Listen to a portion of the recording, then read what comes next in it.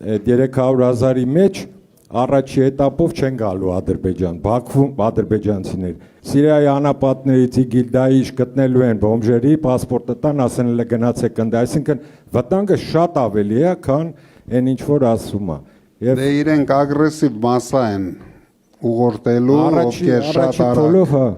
10-15 երեխա ունենալով փորձելու են փոխել ժողովրդագրական տվյալները Հայաստանում։ Քանի որ ինչ, մի 10 տարի հետո մի հատ ռեֆերենդում կանեն եւ միացնեն երկու պետությունը իրար։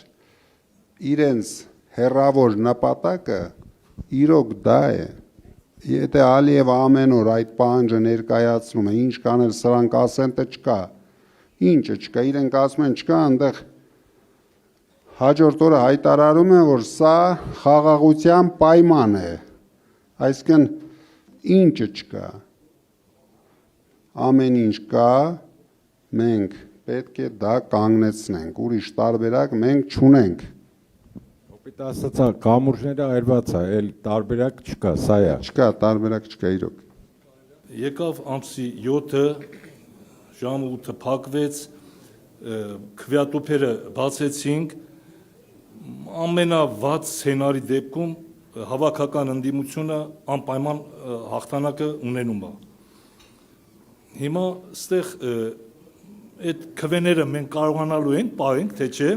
Ես կարող եմ ձեզ ասել, մենք հաղթելու ենք եւ ձևավորելու ենք կառավարություն։ Մնացածից միանալու։ Տարբեր process-ներ կլինեն, բայց մենք պատրաստ ենք, մենք անելու ենք ամեն ինչ օրենքի սահմաններում, մի քիչ,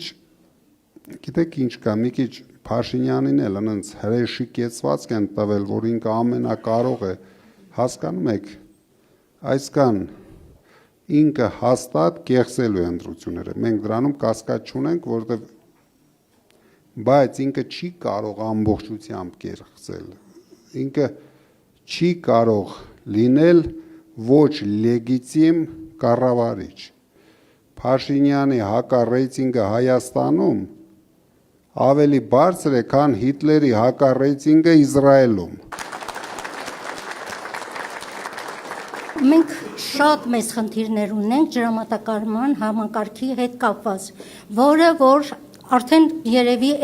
ոչ միայն 25-30, այլ 50 տարի ոչ մի գլխամասային կառույց աղբյուրների հետ մեր խմելու ջրի սնուցման աղբյուրներն են։ Բավականին շատ կորուստներ է լինում եւ այդ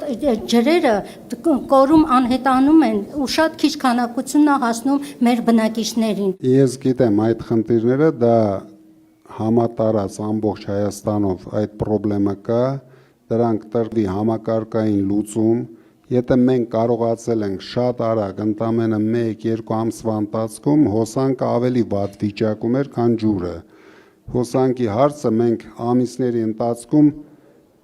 ամբողջապես լուծում ենք տվել։ Մինչև սրանց գալը մենք խնդիր ամենայն դեպս չունենք։ Նույն ձևի լինելու է ջրի հետ։ Մենք հասկանում ենք, որ դա ոչ միայն խմելու մասին է խոսքը, գյուղատնտեսություն զարգացնելու մասին է խոսքը։ Մեր երկրում տասնյակ անգամ ավելի շատ ջուր կա, քան մեզ անհրաժեշտ է։ Հայաստանը այն հազվագյուտ պետություններից է, ով կարող է ջուրը արտահանել։ Դրա համար դա դառնալու է մեր պետության զարգացման միջոցներից մեկը։ Դուք մի անհանգստացեք։ Հիմա ունենք նա իրականություն, որ մեկի հետևում կանգնած է իշխանությունը, պարագլխի գլխավորությամբ, ունենք մյուս կողմում ձեր այդքան բարեգործություններով, ինչպես դուք նշեցիք, իրենք մահվան խորհրդանիշն են, իսկ դուք կյանքի, ինքը քայլում է ու բոլորին հարցնում է ինչու չեք մահացել, իսկ դուք կառուցել եք Ստեփանակերտի հիվանդանոցը, որտեղ բազմաթիվ կյանքեր են փրկվել։ Այս մեր ամբողջ պայքարի գլխավոր շահառուն դուք եք։ Դուք եք հիմնական տերը, ինչը որ մենք անելու ենք, դրա համար ձեր սերունդը պետք է դա լավ հասկանա, որովհետև ձեր սերունդը ավելի ագրեսիվ հայրենասեր պետք է լինի, Քանի որ մենք այն որ ասում արդեն տարիքով մարդիկ ենք, մի բան լավ, մի բան վատ, յոլլա գնանք,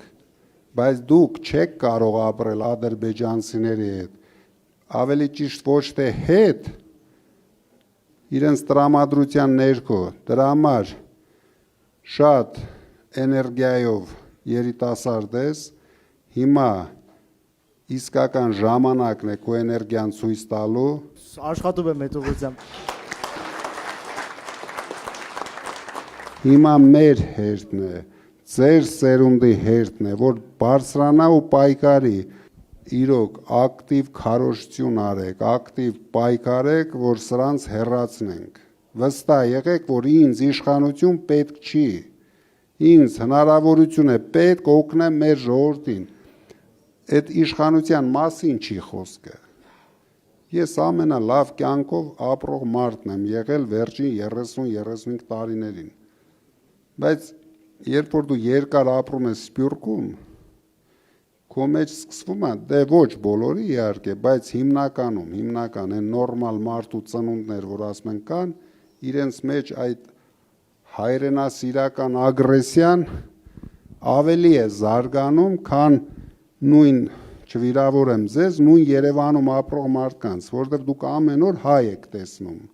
Մենք ամեն օր ինչ ազգասես տեսնում ենք ու համեմատում ենք մեր հայերի հետ ու միշտ տեսնում ենք, որ հայը ուրիշ է, այդ ուրիշը մեջը ձևավորում է մի անսովոր հայրենասիրություն։ Դրա համար ձեր բախտը բերել է, դուք չեք տեսել մեր տեսածը ու լավ կլինի չտեսնեք։ Մենք ունենանք ուժեղ Հայաստանը մեր հողերի վրա, քան թե ուժեղ հայ մարդիկ այլ երկրներում։ Մենք ձեզ հետ դրանք կհասնենք, դրա համար